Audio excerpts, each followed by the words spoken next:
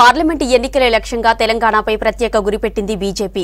అభ్యర్థుల విషయంలోనూ ఆచితూచి అడుగులు వేసిన బీజేపీ అధిష్టానం వారి ప్రచార సరళిపై ఫోకస్ పెంచింది. ఎప్పటికప్పుడు అభ్యర్థుల ప్రచారంపై కింది స్థాయి కార్యకర్తల నుంచి రిపోర్ట్ తీసుకుంటూ అభ్యర్థులను, ముఖ్య నాయకులను మానిటరింగ్ చేస్తోంది బీజేపీ టీం. ఇంత స్పెషల్ ఫోకస్ పెట్టిన టీం నల్గొండలోని బీజేపీ క్యాడర్ను ఒక్క తాటిపైకి తీసుకురాలేకపోతుందనే చర్చ జరుగుతోంది.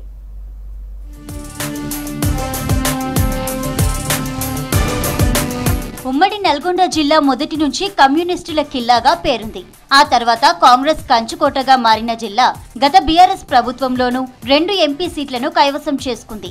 అలాంటి కంచుకోటలో ఇప్పుడు బీజేపీ వ్యూహం రచిస్తోంది. కేంద్ర ప్రభుత్వంలో మరోసారి అధికారంలోకి వచ్చేది మేమే, పాలన చేసేది మేమే అంటూ ఇతర పార్టీలో ఉన్న ముఖ్య నాయకులకు గాలం వేస్తుంది.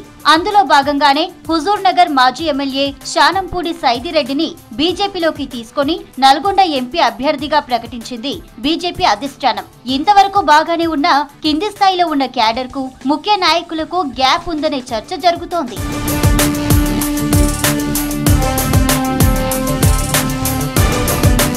నల్గొండ పార్లమెంటు పరిధిలో 7 అసెంబ్లీ స్థానాల్లోనూ మొన్న జరిగిన ఎన్నికల్లో బీజేపీ క్యాండిడేట్స్ కు డిపాజిట్ కూడా దక్కలేదు. సూర్యాపేటలో పోటీ ఇచ్చినా బీజేపీ గెలవలేకపోయింది.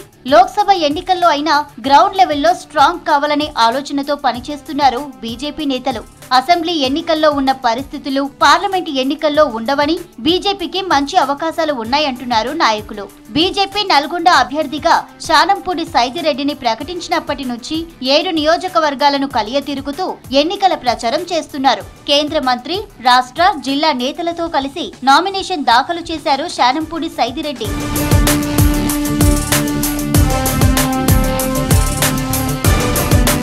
బీజేపీ క్యాడర్ తో పాటు తన సొంత వర్గాన్ని సైతం 7 నియోజకవర్గాల్లో మానిటరింగ్ చేసే విధంగా సైదిరెడ్డి ప్లాన్ చేసుకున్నారు. ఓవైపు ప్రచారం జరుగుతున్నా మరోవైపు సైదిరెడ్డికి పోటీగా బీజేపీ మాజీ జిల్లా అధ్యక్షుడు నూకల నరసింహారెడ్డి నామినేషన్ వేయడంపై పెద్ద ఎత్తున చర్చ జరుగుతోంది. సైదిరెడ్డికి సబ్స్టిట్యూట్ గా ఈ నామినేషన్ ని అధిష్టానం వేయించిందా, లేక సైదిరెడ్డిపై వ్యతిరేకతతో నామినేషన్ వేశారా అన్నది బీజేపీ క్యాడర్ కు కూడా అర్థం కాని పరిస్థితి ఉంది.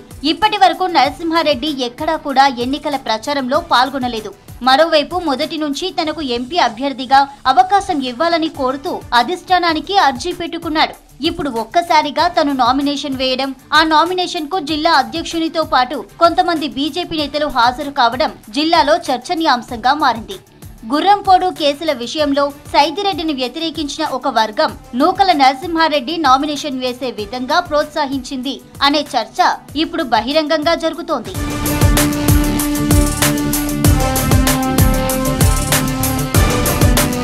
ఇక నల్గొండ బీజేపీ అభ్యర్థి శానంపూడి సైదిరెడ్డి ముమ్మరంగా ప్రచారం చేస్తున్నారు. కానీ మాజీ బీజేపీ జిల్లా అధ్యక్షుడు నూకల నరసింహారెడ్డి నామినేషన్ వేయడంతో బీజేపీ కార్యకర్తలు అయోమయ స్థితిలో ఉన్నారు.